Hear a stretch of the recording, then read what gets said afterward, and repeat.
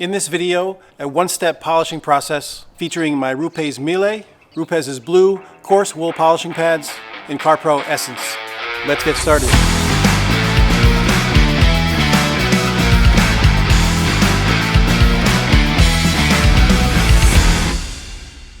Hey everyone, and welcome back to Turner Mobile Detailing. In today's video, we're going to be taking care of this Mercedes E350 that you see behind me. It's a beautiful hyacinth red, and my client today has asked me to restore the hood and the rear trunk deck. Now, as you can see, there's some marring and some scratching on the hood and the rear trunk lid, partly from everyday wear and tear, and partly from a negligent valet service. Unfortunately, this kind of thing happens when you put your car in the hands of other people. Nonetheless, I've already gone ahead and filled in a few rock chips using Dr. Color Chip's color matching system. And I've also used the same system on some of the deeper scratches. As you can see here on a body line or body ridge on the hood, you can see where the deeper scratches are. I've already gone ahead and done 2 treatments of the Dr. Color Chip color matching system. And I've also treated a couple of the scratches on the rear trunk deck. So the hood and the trunk deck have been completely washed and prepped. So we're ready for polishing. So I'm going to be using my Rupes Mille, and I'm going to be pairing it with Rupes' own coarse wool polishing pad, their blue coarse polishing pad. And for our polish today, I'm going to be using Carpro Essence. Now, the whole process today is not an extensive paint correction, but rather my client wanted the hood and the rear trunk deck brought back to not looking perfect or like new, but as best as possible without having to have the body panels repainted. I let him know that the scratches on the hood especially, and one on the rear trunk deck, are too deep to be fully compounded or polished out. And in order for them to be removed 100%, the body panels would have to be repainted.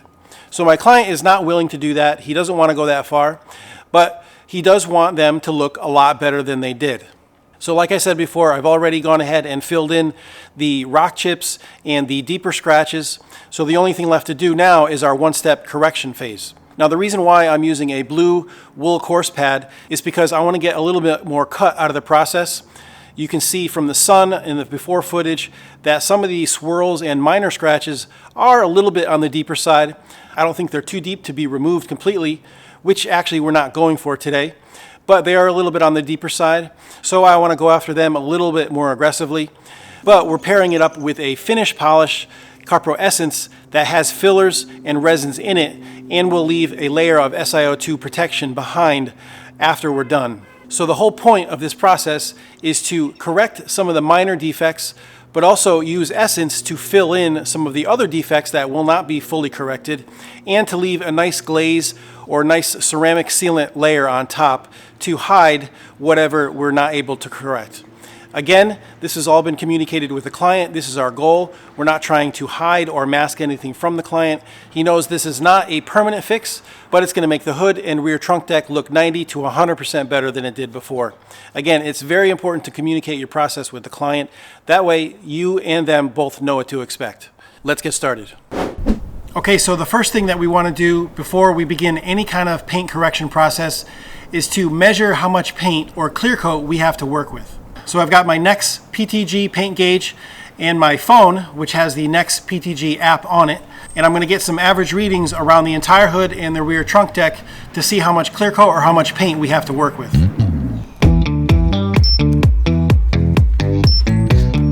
If you'd like to pick up the NexPTG for yourself, of course, I'll leave a link in the description below. They usually run about $250. I prefer this style that connects via Bluetooth to your phone because it gives you a much cleaner and easier to understand readout. Instead of having to stare at a tiny screen with hard to read numbers and letters, you get a nice, big, easy to read color screen that you can easily navigate between menus and easily save and access your data for future use.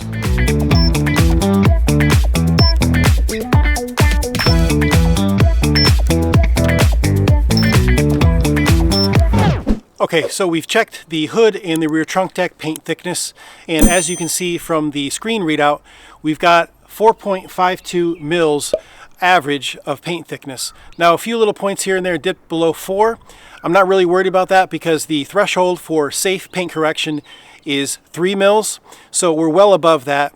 Now the NexPTG paint thickness gauge is programmed to read all of the paint thickness, not just the clear coat. So it reads from the top of the clear coat to the bottom of the primer to the steel or aluminum substrate.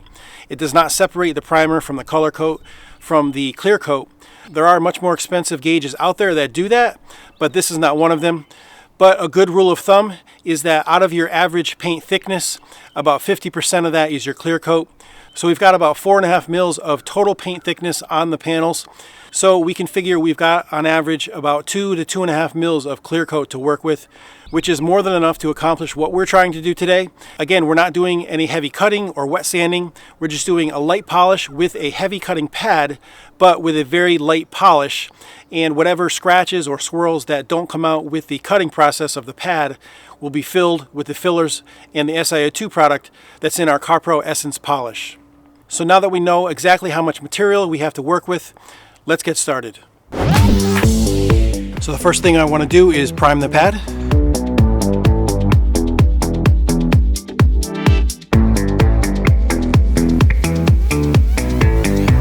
Now when using a wool or microfiber pad, it's important to make sure all the fibers are coated in your polishing material to a reasonable degree before the pad ever even touches the paint. Now that I've massaged some product into the fibers of the pad, I want to add just a little bit more. I want to go a little bit heavy on the polish side just so I can make sure I've got enough product for the fillers and the SiO2 that's in this product to do its job.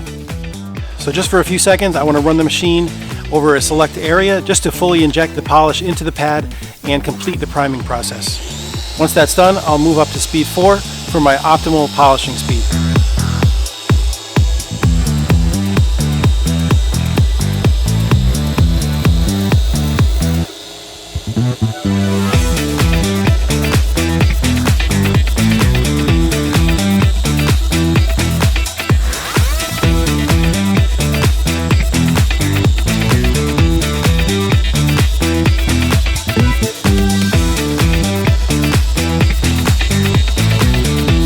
Now if you notice, I'm not completely polishing right over the top of the body line or the body ridge that's on the hood.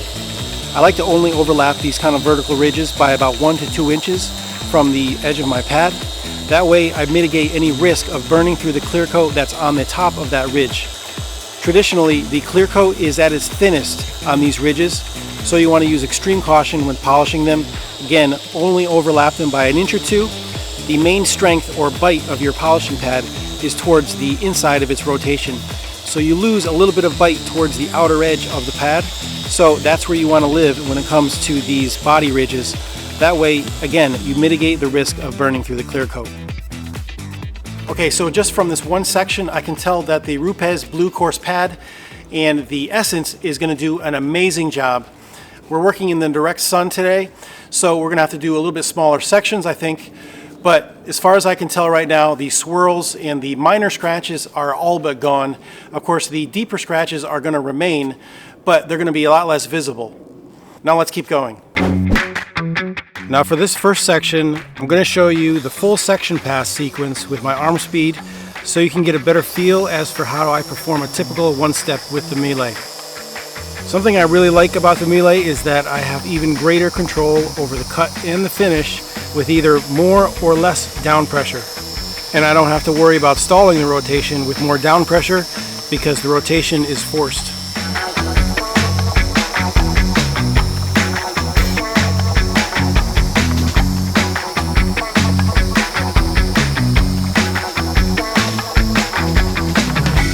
Now the Rupes Mille, being a forced rotation dual action polisher, is going to give me that much more bite on the surface. And a forced rotation machine is a good mix between a standard DA or dual action random orbit polisher and a rotary polisher. So my arm speed needs to be somewhere in between what I would use for either one of those two tools. I don't want to move as fast as a rotary because I want to give the machine a chance to do its cutting, but I also don't want to move as slow as using a DA because I want to mitigate the risk of burning through the paint or the clear coat. Carpro Essence is very easy to use. It's got a reasonably long cycle time, even working in the direct sun. And unlike some other all-in-one polishes on the market, it's not difficult to remove at all. Again, even when working in the direct sun as we are today.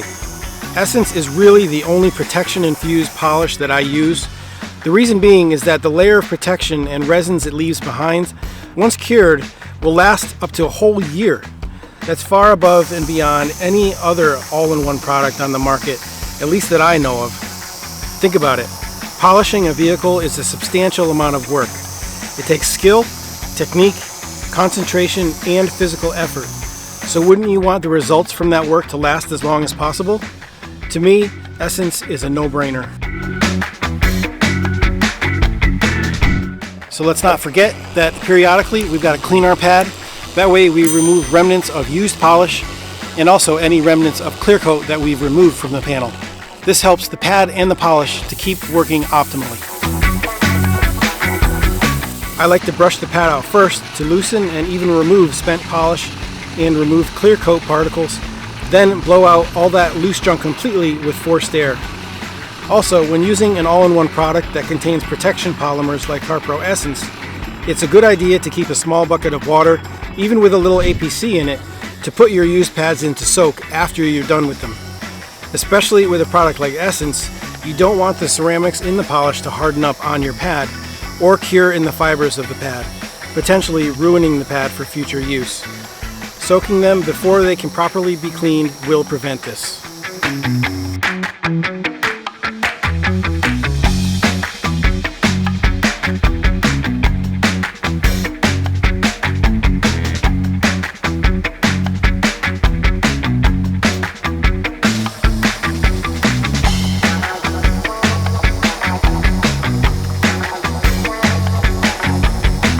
So here I wanted to set up for you a nice 50-50 shot of what this process is going to produce. Again, the pad and the polish do the cutting and the polishing, the fillers fill, and the ceramics protect.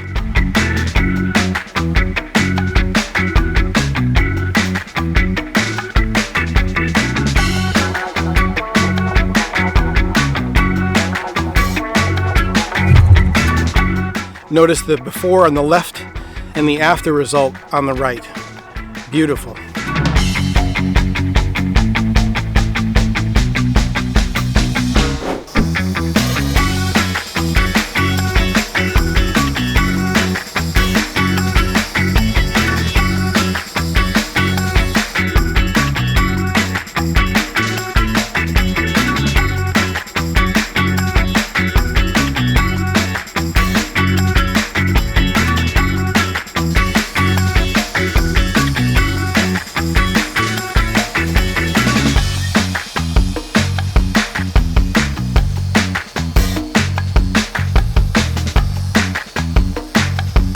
Now if you notice what I'm doing here, it looks like I'm breaking my own rule in polishing the ridge of the hood right in the center of the pad. But really, if you notice closely, on this narrow section on each side of the hood, there's a little bit of a valley, and I'm using a 6-inch pad. So there isn't room to get the whole pad inside that valley nice and flat and even. So what I'm doing is using the 6 o'clock position on the pad to polish inside that valley, but I'm keeping the pad parallel with the lower section of that crease. Therefore, even though it looks like I'm riding the crease or ridge with the center of my pad, I'm really just barely touching it because my pad is parallel with the lower section. So again, this mitigates my risk of burning through any clear coat on the ridge itself. Now I just want to say that I absolutely love my Rupes Mille. I've spent years using the dual action, and I've also spent years using the rotary, and they both got their strengths, their weaknesses, but my Mille, it combines the strengths of both tools, and to be honest, I feel it minimizes the weaknesses of both tools. It's not as effortless to use as the DA. It's got that forced rotation that's going to want to walk a little bit on you. It's got a little bit of a mind of its own, but I find that with a little bit of extra downward pressure, you get it to calm down a lot better. You eliminate 99 to 100% of any wobble that's in the machine. Again, with just a little bit of downward pressure. I find that I can get over a car that much faster with the Mille instead of using a DA, which I have to work slower with, and there's a lot less risk of burning through the clear coat as if I was using a rotary. This machine is absolutely awesome. I should have bought it a long time ago. All right, so we are completely done with the polishing process. We've polished out the hood and the rear trunk deck. Now let's take a look and see how they came out.